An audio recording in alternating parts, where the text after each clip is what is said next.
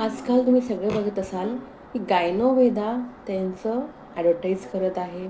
त्यांचं म्हणणं आहे की गायनोवेदाचे डॉक्टरच फक्त मेन रिझन सांगू शकतात. तुमची जी इन्फर्टिलिटी आहे किंवा तुम्हाला बाळ होत नाही आहे, कारण सांगू शकतात किंवा त्याची ट्रीटमेंट करू शकतात. हे बघा, आयुर्वेदिकला मी पूर्ण सपोर्ट करते. आयुर्वेदिक अस्तित्वात आहे. पण याचा अर्थ हा नाही आहे की ॲलोपॅथी जे करते ते चुकीचं आहे. खूप केसेसमध्ये ते दाखवतात की AMH लो आहे, त्यांनी कन्सिव्ह हे बघा AMH लो माझ्याकडेही खूप भरपूर पेशंट येतात. आमच्या ॲलोपॅथिक गायनेकॉलॉजिस्ट जे आहेत त्यांच्याकडेही भरपूर पेशंट आहेत, ज्यांचं AMH 0.02, 0.03 आहे, तेही नॅचरली कन्सिव्ह झालेले आहे. रिसेंटली आम्ही असंही बघितलेलं आहे की जे कन्सिव्ह झालेले आहेत त्यांच्यामध्ये आम्ही AMH लेवल चेक केली, ज्यांचं की AMH 0.02, काहींचं 0.1 आलेलं आहे, पण ते कन्सिव्ह झालेले आहेत, त्यांना काही प्रॉब्लेम झालेला नाही आहे.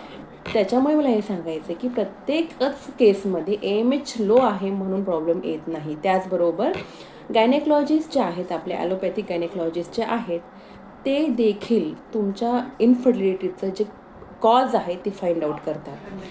अजून एक त्यांचं म्हणणं आहे गायनोवेदाचं की जेव्हा स्पर्म काउंट कमी असतो, जर व्हॅलिडिटी चांगली असेल तरीही प्रेग्नन्सी नॅचरली कन्सिव्ह होतात. ते आम्हीही बघितलेलं आहे. काही केसेसमध्ये IVFची IUIची गरज पडते.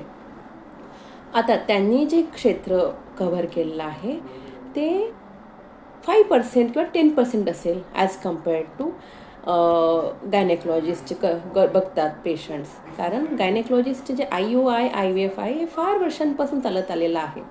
त्यामुळे सर्व पेशंट्स तिकडे जातात. ओके, त्याच्यामुळे त्यांचा कव्हरेज एरिया जर 10% आहे, तर गायनेकॉलॉजिस्ट जे आहेत आपले MD MS त्यांचा कव्हरेज एरिया 100% आहे. त्याच्यामुळे